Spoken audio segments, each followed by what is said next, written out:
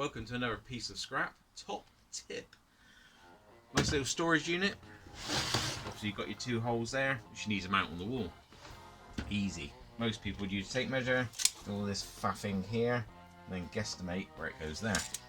My top tip is masking tape. Use masking tape because it doesn't stretch. You put that on the bit you want to hang. You get your pencil.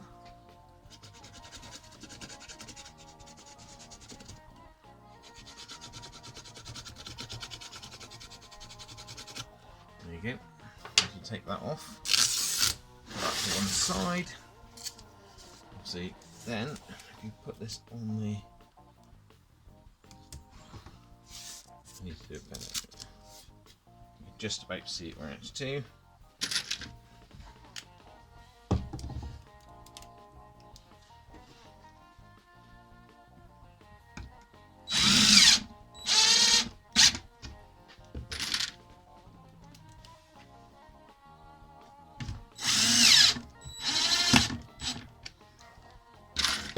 Get your mounting storage box, and then you should be